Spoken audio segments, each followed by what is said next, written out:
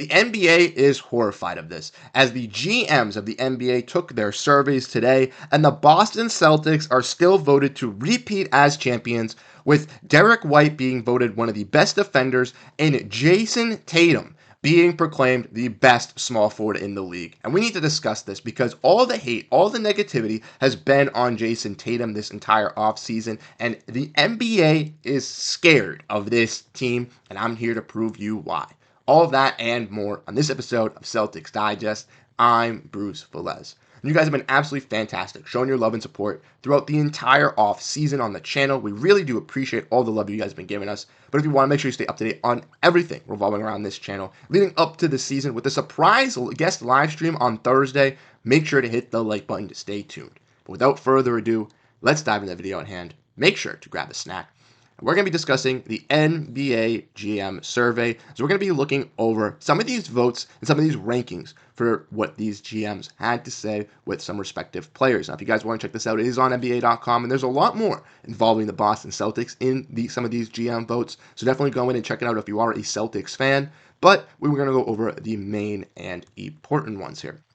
So let's dive in and let's look at this. I got some of these screenshots from Daniel Donabedian, courtesy of Clutch Points. I want to say shout out to Daniel for always providing some fantastic work on the Boston Celtics. But first, let's look at the one that he provided, which details who will win the NBA Finals, where 83% of the NBA's GMs said the Boston Celtics are going to repeat as champions, where last year the Celtics and Nuggets were a 33%. This just goes to show you how overpowered this team is on paper, and I want you to take whatever everybody says on Twitter, what everybody says on ESPN, and take it, put it in one ear, and throw it out the other. This team just won an NBA championship, just brought back everybody that made a contributing piece, besides Svi Mykhailiuk and Oshae Brissett, who Oshae Brissett made some contributions in big games, but wasn't delivering on every single game. Ultimately, I think players like Shyman and Walsh, even not initially, could grow into those replacements throughout the season, could be vital possible replacements for those players in their roles, and even if not, other players stepping up to cover them in those missing roles.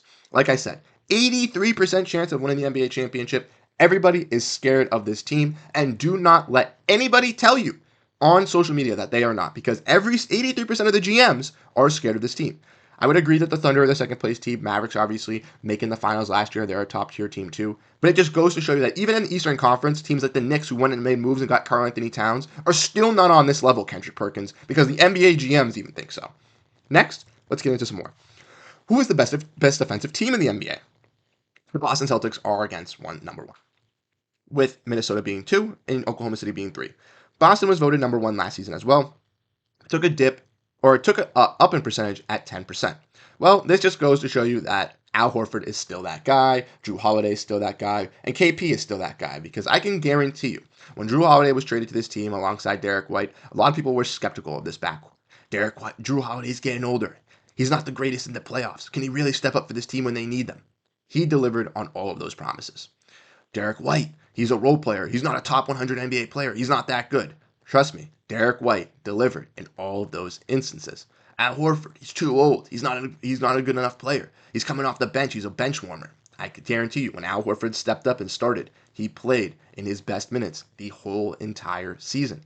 I'm telling you guys, Kristaps Porziņģis, he's injury prone. He's going to get hurt throughout the season. Doesn't matter. The Celtics still have a better record without Kristaps Porziņģis. They still have a positive record without Kristaps Porziņģis. There is nothing that is going to affect this team. Defensively, they are all motors, and even Jaylen Brown and Jayson Tatum want to step up on that defensive side. And then when you look at the bench, look at players like Springer and Tillman. They're both defensive generational talents. When you look at players like Hauser and Pritchard, who might not be known for their defense, they still can be effective defenders and effective ball stoppers when they need to be. This is what I'm talking about. The Celtics team is built, and this defensive core is ready to go. Next, let's dive into some more. Next one we're going to dive into is who's the best shooting guard in the NBA. Anthony Edwards wins that, where Devin Booker was winning it last year, but also some notable votes are Jaylen Brown and Boston's Derrick White. So we want to look at their stats, kind of going over it. We can see Derrick White averaged around 15.2 points last season, 4.2 rebounds, and 5.2 assists on 46% shooting from the field and almost 40% shooting from 3. And JB Oh, JB averaged 23 points, 5.5 rebounds on 50% from the field and 35% shooting from three. I can guarantee you that both of these guys are deserving to be in that ranking. I don't know they're up in the top tier of guys like Doncic. Curry being a shooting guard, I think he's a point guard, so I don't know why he's there. So I definitely think that JB should be on that list. I'm sure he's ranked for the point guards too. But anyways, Jaylen Brown, Derrick White, definitely both deserving of being on that list. But the main person I want to talk about, the main person who's been getting all the disrespect all off season, has been Jayson Tatum, and he has been blessed by the NBA GMs because he was voted the best small forward in the entire NBA. And let's look at that. 47% for our guy in Jayson Tatum. Luka Doncic tied too at 17%. Didn't know he played small forward. LeBron, Kevin Durant. Jayson Tatum was the best last year, with Jaylen Brown being in fifth. So JP still getting some love, but JT being named the number one small forward. And like I said, even though Jaylen Brown is a top tier player, even though he is still one of the best players on this team, him and Jayson Tatum are equal in skill level because they overtake each other when they both are falling. Jayson Tatum is still voted the number one best small forward, with JB winning both Eastern Conference Finals and Finals MVP. That's a little bit of disrespect to Jaylen Brown, but also goes to show you the respect that Jayson Tatum has as a player, not just as a scorer, how everybody wants to view him. Let's look at Jayson Tatum's stats from the year last season. 27 points, 8 rebounds, 5 assists, 47% shooting at the field, 38% shooting from 3. And this man did this with his best roster. Let's not forget, Jayson Tatum has had the most stacked roster in his entire career. And when players have that, their stats usually dip off. They usually drop because their other players are picking up the slack that they are lacking. Well, guess what? Jayson Tatum did the exact opposite. Jayson Tatum had his best numbers of his career. In the playoffs, in the finals, he led his team in every statistical category: points, rebounds, assists, every category, because he is that guy. And even though he may not have delivered as a 40-point scorer every single night, shooting the lights out of the gym, proving to be this electrifying player, that is not what basketball is, and it's not just an offensive side of the game.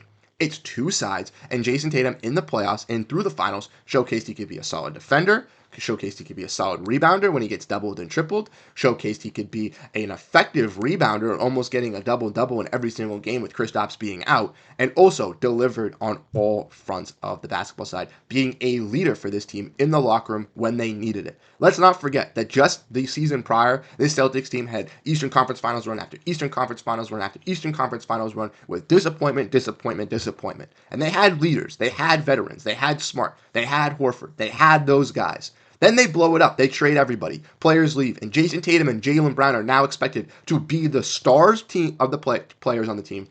Play both sides, expected to deal with criticism, expected to be the leader, and expected to show up and be that guy when needed. And what did they do last season? Exactly that. They proved everybody wrong. Jaylen Brown, motivated by every snub he was in the playoffs, just infuriating him more and fueling his fire more to just do better in every performance. And it showcased with him getting no All-NBA team, no All-Defensive team, and no to win Eastern Conference Finals MVP and Finals MVP. I don't know if that's ever happened. Like, that is crazy to see the disrespect on these players. And it's just ridiculous. The Celtics, once again, are not scared of anybody, Kendrick Perkins. They are the best team in the Eastern Conference, Bobby Marks, and they do have the best starting roster in the league, ESPN. And I guarantee you, they will be in those NBA Finals next year if no injuries happen to any of their star players. And I guarantee that if they are in the finals, they have the better chance of winning the finals because of the experience that they went through last season and the trials and tribulations that they went through as a unit. No one is confident in this team as much as Celtics fans, and it is absolutely scary because the NBA, the league, the GMs know they are horrified of this team, and the media and the fans need to get on the same page. But let me know what you guys think down below in the comment section. How do you guys feel about this Boston Celtics team and how they ranked with the NBA GMs? I know Brad Stevens is pumped up looking at all these rankings, going like this with a big smile on his face, knowing that his team is the team that people are coming to take out. Let me know what you guys think down below in the comment section. How do you guys feel about the Celtics? How do you guys feel about the season? Like I said, preseason's already underway. We've had 2 games in Abu Dhabi. Celtics come back this weekend, training camp this week and practicing. They have 2 games this weekend. We will be live during one of the games for a live stream. I do not know yet. I will announce it. And we also have a surprise guest live stream Thursday night. I'm so excited for that.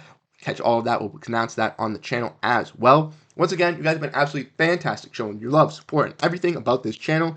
You guys have been fantastic over the offseason. We are at 4,000 subscribers before the Celtics won the championship. We're almost at 6K by the before the start of the season. So almost 2,000 subscribers in a couple months is absolutely fantastic. I appreciate every single one of you. You guys have been great. Once again, I'm Bruce Flez. Have a great rest of your day. Go Boston Celtics.